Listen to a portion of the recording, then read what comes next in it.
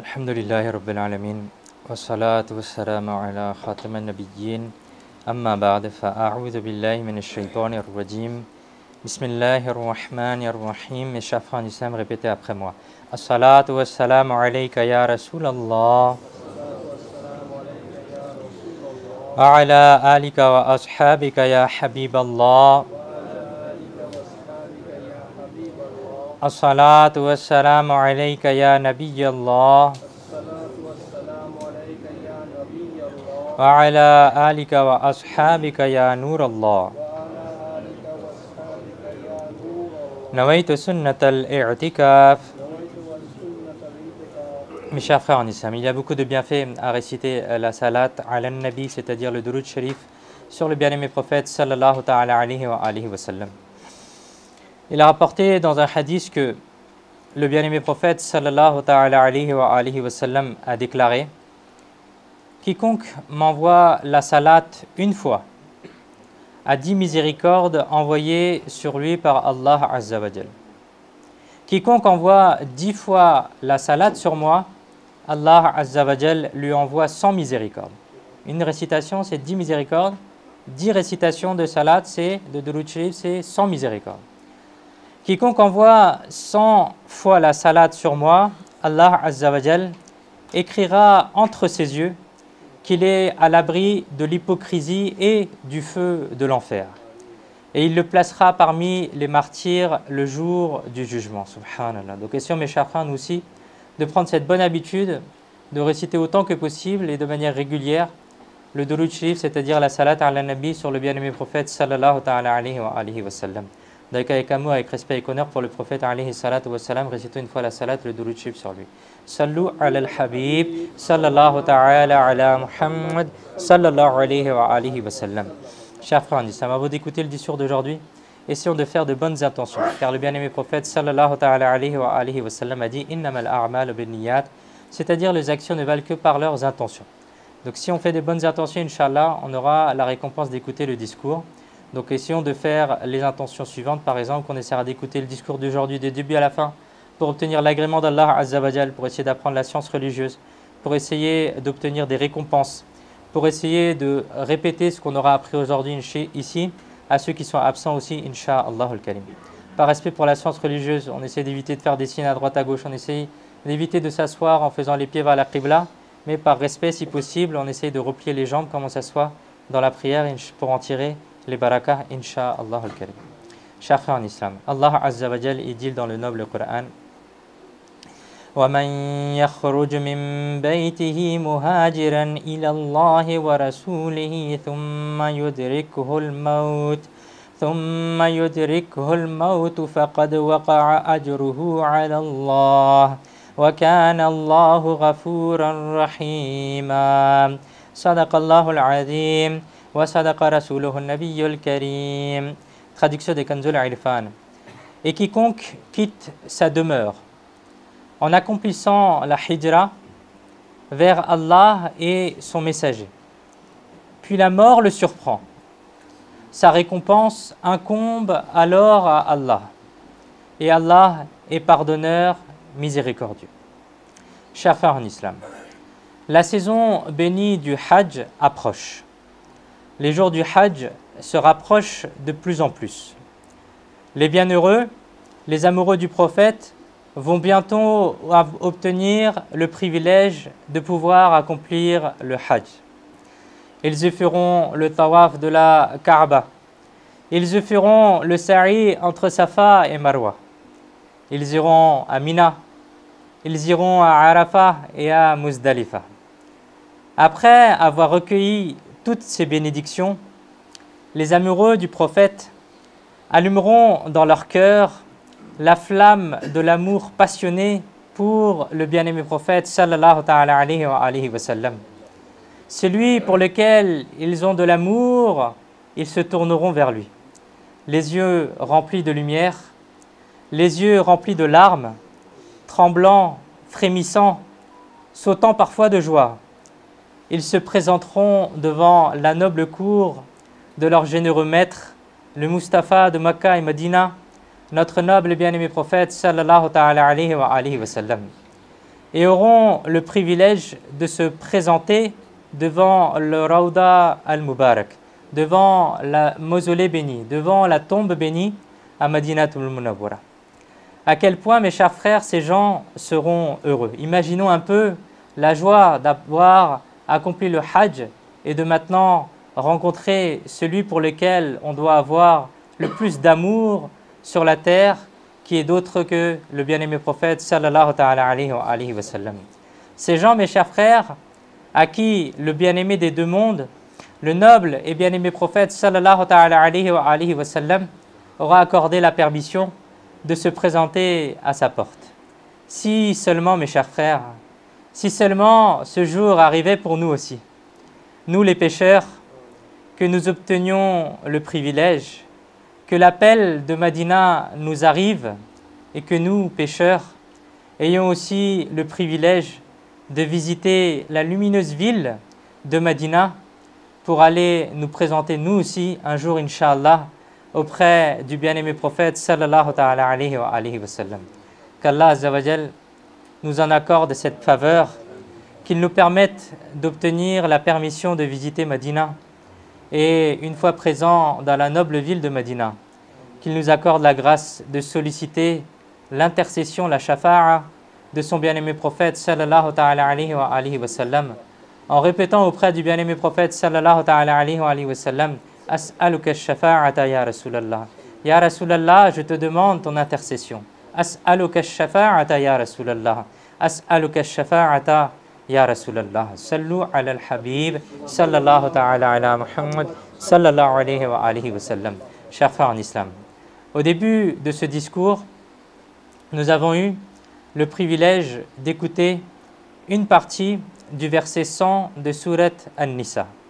Allah Azza wa Jal, il dit dans ce verset sacré: et quiconque quitte sa demeure en accomplissant la hijra vers Allah et son messager, puis la mort le surprend.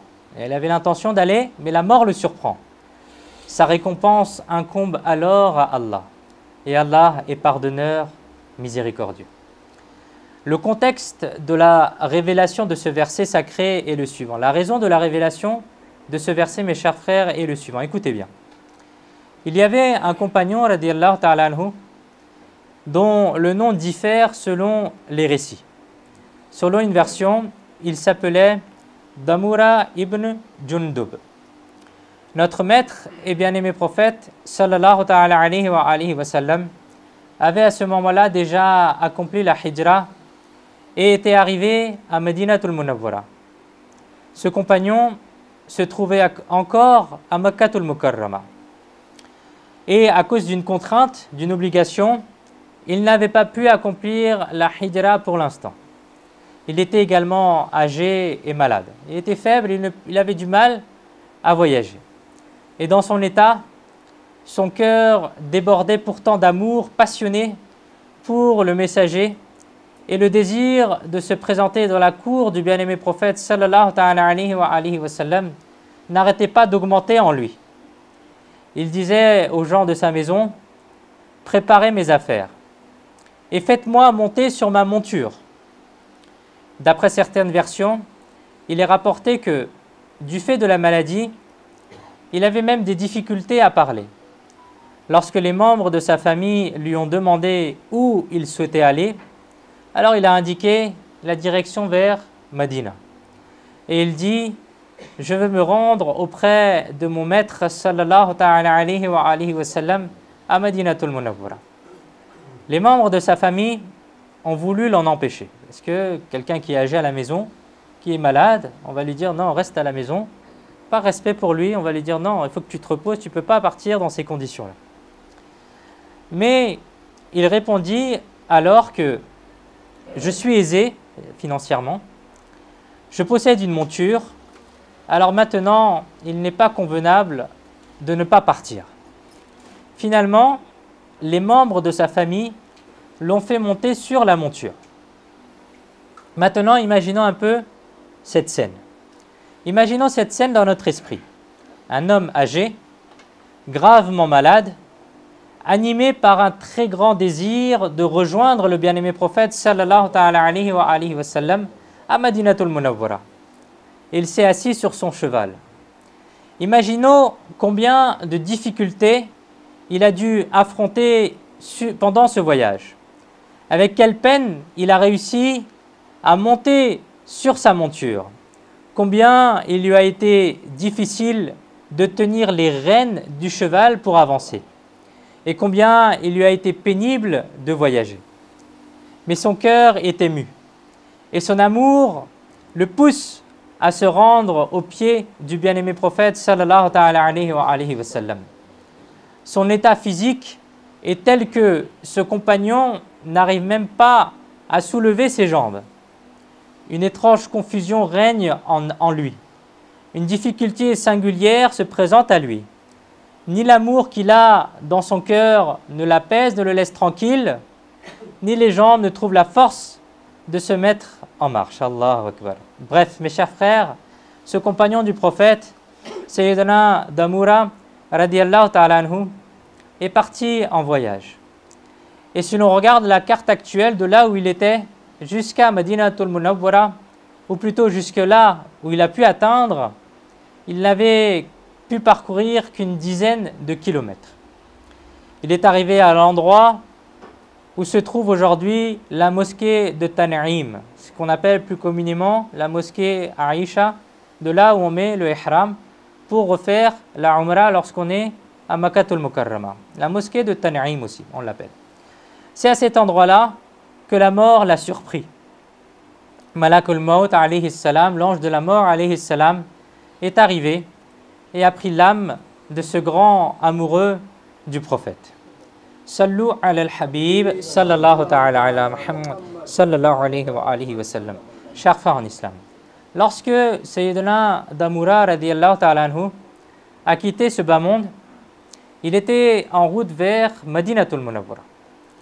À ce propos, certaines personnes de l'époque ont dit « Si seulement il était arrivé à Madina, sa hijra aurait ainsi été complète et il aurait reçu la pleine récompense de cela. » C'est alors que ce verset sacré a été révélé. C'est ça le contexte de la révélation de ce verset de Surat An-Nisa, verset 100. Et quiconque quitte sa demeure en accomplissant la hijra vers Allah et son messager. Puis la mort le surprend. Sa récompense incombe alors à Allah. Et Allah est pardonneur miséricordieux. Autrement dit, celui qui quitte sa maison, avec quelle intention? Avec l'intention de se présenter dans la cour du bien-aimé prophète sallallahu ta'ala alayhi wa sallam. Et ce, même s'il meurt en chemin. La récompense de ce voyage relève de la générosité d'Allah Azza wa Jal. Et Allah Azza wa Jal est pardonneur et miséricordieux. Chers frères en islam, de ce verset sacré et de ce contexte de la révélation, nous tirons de nombreux enseignements. Conformément à notre sujet, essayons d'en tirer deux enseignements. Ici, la toute première leçon que nous tirons est qu'il faut que nous cultivions dans notre cœur le désir ardent, le désir passionné de visiter le bien-aimé prophète sallallahu ta'ala alayhi wa sallam à Madinatul Munawwara. Regardons combien cela est précieux. Lorsque on atteint un âge avancé, que la vieillesse s'installe et qu'à cet âge une personne tombe gravement malade, alors les espoirs de rester en vie se réduisent naturellement. On ressent que cette maladie sera peut-être la dernière. Et dans un tel état, les enfants, généralement, ne laissent pas sortir les parents. Ils disent non, reste à la maison, on ne sait pas ce qui va t'arriver. On préfère que tu restes en sécurité à la maison. Pourtant, mes chers frères, regardons le désir ardent, l'amour que ce compagnon avait dans son cœur. Même ses enfants n'ont pu l'empêcher et l'ont laissé entreprendre le voyage pour Madinatul Munawwara. La mort ne lui a pas laissé assez de temps. Il n'a pas pu atteindre Madinatul Munawwara, mais ça c'est une autre chose. Ce qui était en son pouvoir, ce noble compagnon radiyallahu ta'ala anhu l'a accompli. il s'est mis en route pour voyager vers Madinatul Munawwara. Voilà la leçon pour nous également, mes chers frères. Supposons que nous n'avons pas les moyens, que nous n'avons pas les ressources nécessaires pour voyager vers Madinatul Munawwara et que cela dépasse notre capacité. Mais nous pouvons tout de même nous lever durant la nuit et verser quelques larmes, n'est-ce pas? Nous pouvons avoir ce regret malgré tout en nous. Nous pouvons au moins réfléchir à pourquoi est-ce que moi je n'arrive pas à atteindre cet endroit-là. Des millions et des millions de personnes vont rejoindre d'ici quelques semaines Madinatul Munawwara. Et moi je suis là. Est-ce que ce n'est pas un regret pour un amoureux? Est-ce que ce n'est pas quelque chose que un amoureux du prophète doit regretter? Est-ce que ce n'est pas un sentiment qu'on doit faire naître en nous? Dans la solitude de la nuit, peut-être qu'il faut que l'on essaye de réfléchir à cela. Essayons-nous à l'écart quelque part. Imaginons le dôme vert de la coupole qui recouvre la tombe bénie du bien-aimé prophète sallallahu alayhi wa sallam. Et en continuant à en imaginer cela, en continuant à réfléchir à cela, plaçons devant nos yeux les grilles dorées, les grilles bénies qui entourent le mausolée sacré de notre bien-aimé prophète sallallahu alayhi wa sallam. Imaginons que l'on est en train de présenter notre salam dans la cour de la meilleure des créatures, du meilleur des prophètes, notre noble et bien-aimé prophète sallallahu alayhi wa sallam. Formulons la demande de pouvoir venir nous présenter nous aussi à Madinatul Munawwara. Et en nous souvenant des grilles dorées, des grilles bénies, versons quelques larmes. Regrettons notre état par amour et pleurons sur notre impuissance, pleurons sur notre sort, tremblons sur notre sort. Que l'amour véritable éclaire notre cœur et que l'on se demande que si seulement cela pouvait arriver, à quel moment cela arrivera? Quel sera le moment où je me rendrai moi aussi à Madinatul Munawwara? Mes chers frères en islam, il est en notre pouvoir de présenter ces demandes. Ce qui est en notre pouvoir, il faut essayer de le faire. Admettons que nous n'avons pas des milliers d'euros, mais cela coûte moins de 100 € pour faire un passeport. Si on n'a pas de passeport, peut-être que c'est un moyen que l'on peut faire, que l'on peut avoir d'augmenter notre amour, que de simplement réaliser notre passeport, que peut-être un jour moi aussi j'irai à Madinatul Munawwara. Et avec ce désir ardent, ce désir passionné de nous rendre à Madinatul Munawwara, pourquoi ne pas faire notre passeport et le garder prêt? Le garder dans un endroit où l'on sait où est-ce qu'il est. Et dès que je vais recevoir l'appel pour Madina, je vais le donner pour enregistrer mon visa et partir directement. Cela, mes chers frères, est en notre pouvoir. Peut-être que nous n'avons pas le temps, peut-être que nous n'avons pas les moyens financiers, mais nous avons certaines choses que nous pouvons faire. Un frère en islam, qui est un alim, qui est diplômé d'une université islamique au Pakistan, de Dawat Islami, dit que j'avais dans le cœur, il raconte son histoire, il dit j'avais dans le cœur un désir ardent, un désir passionné de me rendre à Madinatul Munawwara auprès du bien-aimé prophète sallallahu alayhi wa sallam. Mais il dit je n'arrivais pas à récolter la somme d'argent, je n'arrivais pas à collecter ce qu'il fallait pour voyager. Et il dit un jour je me suis dit allez, au moins je vais faire mon passeport. On verra la suite après. Au moins je vais faire mon passeport. Par la grâce d'Allah, il dit que quelques jours après avoir récupéré mon passeport, les autres moyens financiers pour aller à Madinatul Munawwara auprès du bien-aimé prophète sallallahu alayhi wa sallam se sont concrétisés immédiatement. Ceci, mes chers frères, est un seul récit. Il en existe des centaines d'autres. C'est-à-dire que la personne, elle a fait l'intention, elle veut y aller, elle n'a pas les moyens financiers, elle n'a pas les moyens physiques, matériels, mais elle y met l'intention. Et Allah Azza wa Jal lui concrétise ses projets. Allah Azza wa Jal lui concrétise ses projets. Ce n'est pas la personne qui est riche qui va voyager. Parce que même là-bas, les pauvres sont présents. Même là-bas, les gens qui ont récolté toute leur vie de l'argent s'y rendent. Et parfois même, moi par exemple, j'avais même rencontré quelqu'un au Pakistan, il disait « Moi, je n'ai rien construit. Je n'ai pas construit de maison, je n'ai pas acheté de voiture, je n'ai pas acheté de moto. » Et il racontait « Mais, alhamdoulilah, chaque fois que j'ai eu un peu d'argent, j'ai mis l'argent pour aller visiter Madinatul Munawwara. Et j'ai visité le bien-aimé prophète sallallahu alayhi wa sallam, il dit 40 fois dans ma vie au moins. Et très souvent, il dit j'ai emmené ma famille avec moi. Mais il dit j'ai rien mis de côté, dès que j'avais un peu d'argent, hop, j'achète le billet, j'achète le visa, l'hôtel et hop, je m'y rends. Ça, c'est l'amour pour ceux qui ont cet amour-là. C'est un amour unique. Ce récit que je vous raconte, ce n'est qu'un récit. Il en existe de nombreux d'autres. Dès que les préparatifs ont été faits ici, là-bas, les moyens pour s'y rendre ont été accordés.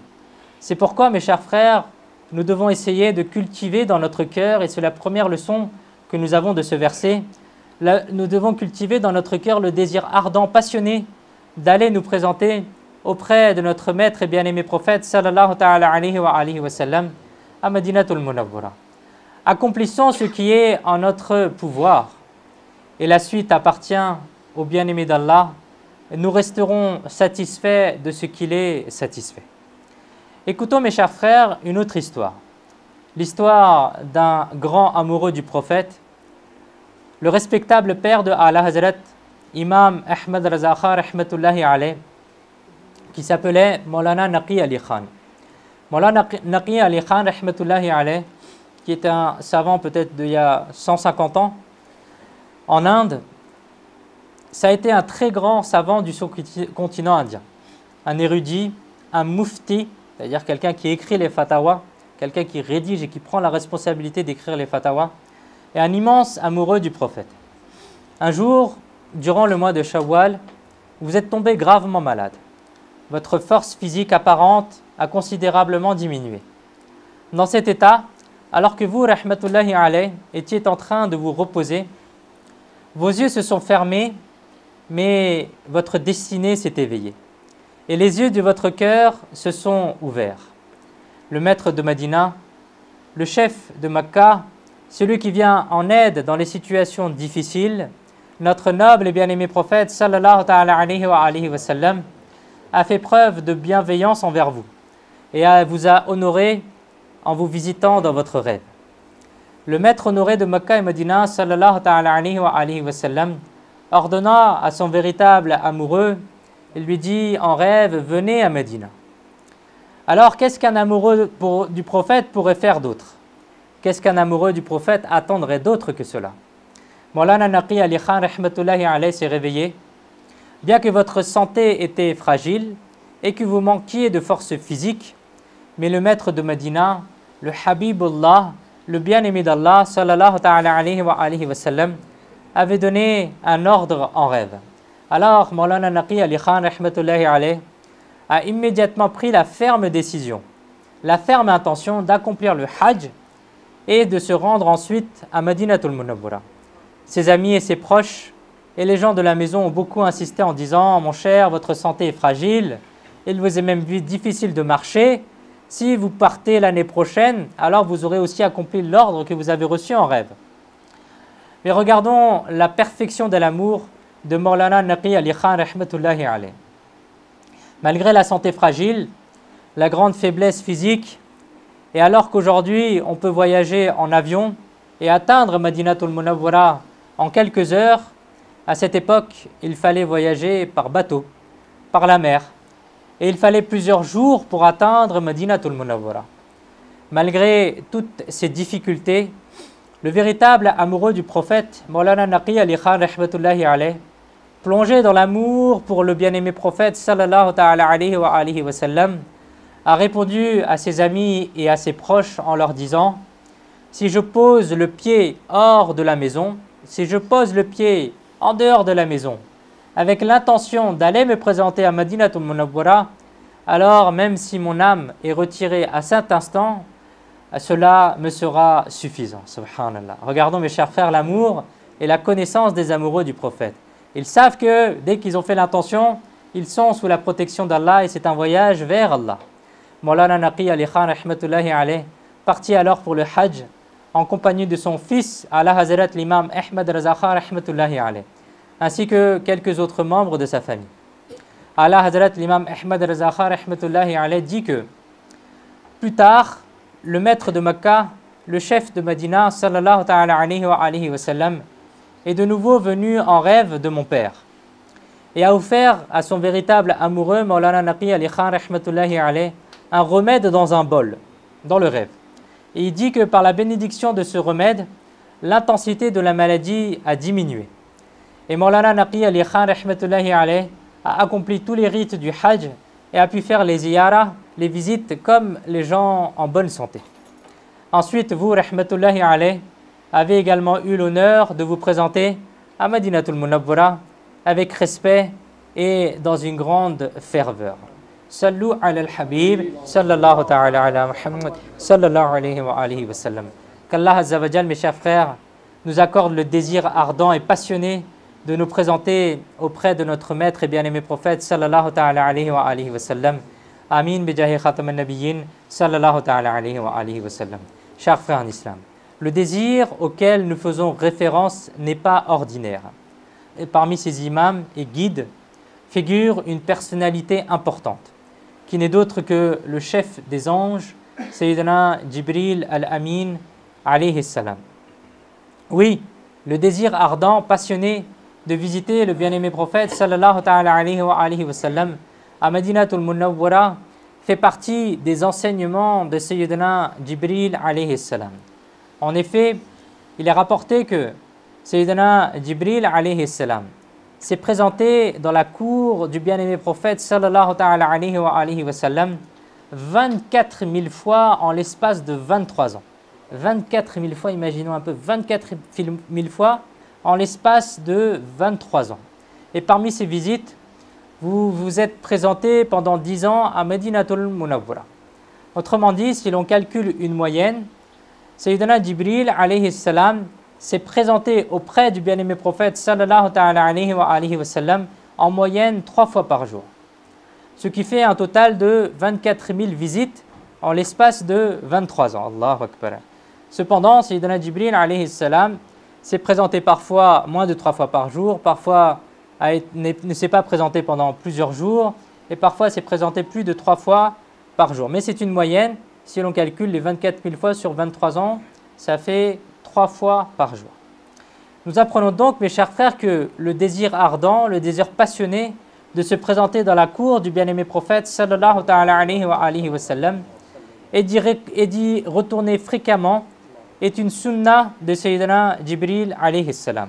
Qu'Allah Azza wa Jal nous accorde l'amour sincère de visiter le bien-aimé prophète sallallahu ta'ala alayhi wa sallam encore et encore à Madinatul Munawwara. Le résumé de la parole de Ala Hazrat l'imam Ahmad Raza Khan rahmatullahi alayhi est le suivant. Se présenter devant le noble mausolée du maître et bien-aimé prophète sallallahu ta'ala alayhi wa sallam et avoir l'honneur d'embrasser la terre de ce lieu sont tous supérieurs et plus importants que les actions recommandées, que les mustahabbat, et même proches du wajib, et même proches de l'obligation. Dans le livre Jazbul Qulub du savant qui s'appelle Allama Abdul Haq Muhaddis Dehelvi rahmatullahi alayh, qui est un muhaddis très connu dans le sous-continent par lequel toutes les chaînes de transmission de hadith passent. Aujourd'hui, tous les savants qui sont au Pakistan, en Inde, à l'île Maurice, lorsqu'ils reçoivent un certificat sur les hadiths, cela passe par cette chaîne de transmission de ce savant-là. Il dit que, dans son livre, il dit que lorsqu'un musulman se rend à Madinatul Munawwara avec l'intention de la ziyara, avec l'intention de visiter le bien-aimé prophète sallallahu ta'ala alayhi wa sallam. Alors il dit que les anges l'accueillent avec des cadeaux de rahma, avec des cadeaux de miséricorde, subhanallah. Chers frères en islam, il y a une question à se poser. Nous avons entendu le récit de Sayyidina Damura radiyallahu ta'ala anhu. Vous étiez à Makkah al-Mukarrama et vous étiez parti en voyage. La question est la suivante. Où est-ce que vous vouliez aller? Quelle était votre intention? Est-ce que vous aviez l'intention d'aller visiter la mosquée du prophète? Est-ce que vous aviez l'intention d'aller visiter la mosquée du prophète pour prier dans la mosquée? Est-ce que vous pensiez pouvoir vous rendre digne du paradis en faisant des prières dans le Riyad al-Jannah? Certes, tout cela relève également d'actes de récompense. Et implicitement, vous en auriez bénéficié. Mais votre intention n'était pas ces actes-là. Les mots de ce qui a été rapporté sont « Yuridun nabiyya » sallallahu alayhi wa sallam. C'est-à-dire que dans ce voyage, vous n'aviez qu'une seule intention, se présenter au pied du bien-aimé prophète sallallahu alayhi wa sallam. Ainsi, vous vous dirigiez dans la cour bénie du bien-aimé prophète sallallahu ta'ala alayhi wa sallam. Mais Allah Azza wa Jal, qu'est-ce qu'il dit? Il dit muhajiran ilallahi. En accomplissant la hijra vers Allah. Nous apprenons donc que se rendre à la porte sacrée du bien-aimé prophète sallallahu ta'ala alayhi wa sallam signifie en fait se rendre à la porte sacrée d'Allah Azza wa Jal lui-même. Quiconque part avec l'intention sincère de se rendre à cette porte sacrée, le Coran affirme que ce voyage est vers Allah Azza wa Jal. Réfléchissons donc par nous-mêmes. Est-il possible que se présenter dans la cour d'Allah soit un péché? Na'udhu billah? Non, absolument pas. Bien au contraire. C'est bien là la véritable ibada, la véritable adoration. De même, se présenter dans la cour du bien-aimé prophète sallallahu ta'ala alayhi wa sallam, c'est comme se présenter dans la cour d'Allah. Nous apprenons donc que voyager spécialement avec l'intention de se présenter auprès du bien-aimé prophète sallallahu ta'ala alayhi wa sallam est elle-même une bonne action. Cela est une bonne action. Il est rapporté de Sayyidina Abdullah ibn Umar radiyallahu ta'ala anhu que le bien-aimé prophète sallallahu ta'ala alayhi wa sallam a dit: celui qui vient à moi en tant que visiteur, se présentant dans ma cour uniquement pour ma ziyara, pour ma visite, sans qu'aucun autre besoin ne le motive, si ce n'est ma visite. C'est-à-dire, il ne vient pas pour faire du commerce, il ne vient pas pour faire autre chose, il n'a pas un autre objectif, mais il vient à Madinatul Munawwara uniquement et exclusivement pour ma visite. Il m'incombe alors d'intercéder pour lui le jour du jugement. Allahu Akbar. Dans une autre version, il a été dit: celui qui se rend spécialement à Madinatul Munawwara pour ma visite, pour ma ziyara, sera le jour du jugement dans mon entourage auprès de moi, auprès de ma miséricorde. Dans ce hadith sacré, mes chers frères, les savants enseignent que l'on ne met véritablement ce hadith en pratique que lorsque l'on n'a même pas l'intention de visiter la mosquée. Il convient plutôt que lorsque l'on entreprend le voyage vers Madinatul Munawwara, que l'on ait pour unique et exclusive intention la visite du noble mausolée du noble prophète sallallahu alayhi wa sallam. Le mérite de prier dans la mosquée sera accordé de manière implicite, tout comme la récompense d'une umrah lorsque l'on fait 2 raka'a dans le masjid Quba sera également accordée de manière implicite. Mais l'intention doit être une et une seule. Je suis venu pour visiter le bien-aimé prophète sallallahu ta'ala alayhi wa sallam. Dans un hadith sacré, il est rapporté que le bien-aimé prophète sallallahu ta'ala alayhi wa sallam a dit: Man zara qabri wajabat lahu shafa'ati. Celui qui visite ma tombe, mon intercession est devenue wajib pour lui, est devenue obligatoire pour lui. Les respectables pères de Allah Hazrat l'imam Maulana Naqi Ali Khan rahmatullahi alayhi a évoqué à propos de ce hadith 2 enseignements précieux. Essayons de les écouter rapidement. Regardons. À qui l'intercession sera accordée?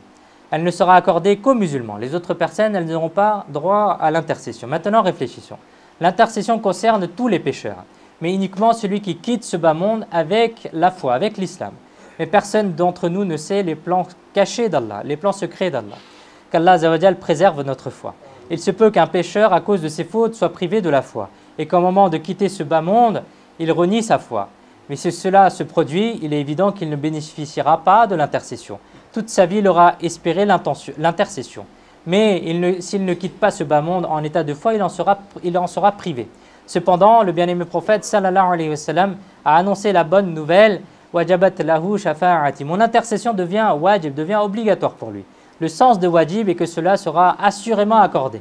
Maulana Naqi Ali Khan rahmatullahi, il explique cela différemment en disant que désormais, le sens de ce hadith sera que quiconque en état de foi va visiter le bien-aimé prophète sallallahu ta'ala alayhi wa sallam, alors incha'Allah al-Karim, le bien-aimé d'Allah sallallahu ta'ala alayhi wa sallam assurera aussi la préservation de sa foi.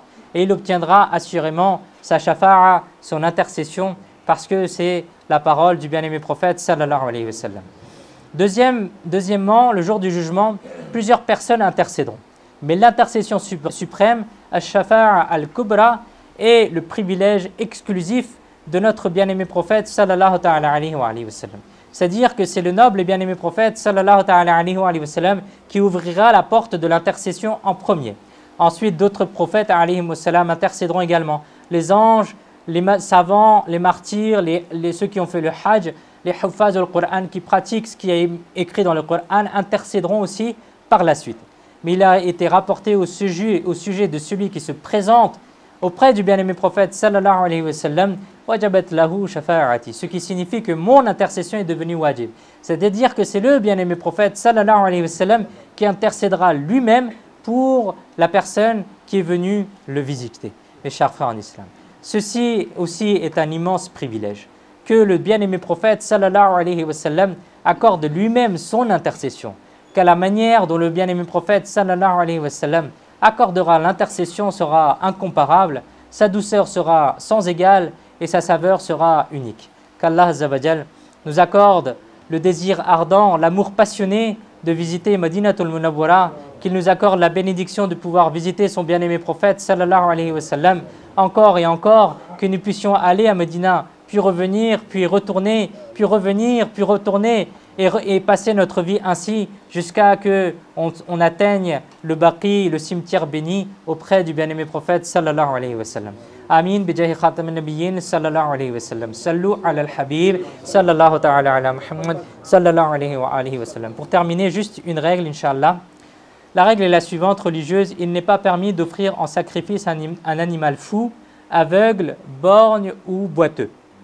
Alhamdulillah, de nos jours, certaines personnes, et comme on l'a dit, les wajib, pour ceux qui en ont les moyens, de faire le sacrifice rituel le jour de l'Aïd. Mais il y a 3 défauts en particulier qui font que l'animal ne peut pas être donné en sacrifice pour l'Aïd. Un animal qui est atteint de folie et au point qu'il ne broute pas. Un animal aveugle ou qui a un œil qui n'est pas correct. Celui-là aussi, on ne peut pas le donner en sacrifice rituel. Et un animal qui est boiteux, tellement boiteux qu'il n'arrive pas à se rendre à l'endroit où on doit l'égorger. Ça, c'est ce type de défaut auquel il faut faire attention pour qu'on puisse égorger, que le sacrifice rituel le jour de l'Aïd soit valide. Sinon, il n'est pas valide. Pour ceux qui le veulent, il y a l'association Da'wat Islami qui fait le sacrifice rituel à l'étranger, en général au Pakistan. Ceux qui le veulent, ils me le donnent dans une enveloppe. 90 € on avait dit pour un mouton, et il me semble que c'était 130 € pour une part dans une vache. Inch'Allah, on le fera le jour de l'Aïd, ce sera sûrement au Pakistan. Qu'Allah Azza wa Jal nous permette d'appliquer aussi cette sunna de Sayyidina Ibrahim alayhi salam. Amin, bijahi khatam nabiyyin sallallahu ta'ala alayhi wa sallam. Sallu ala al-habib sallallahu ta'ala ala Muhammad sallallahu alayhi wa sallam.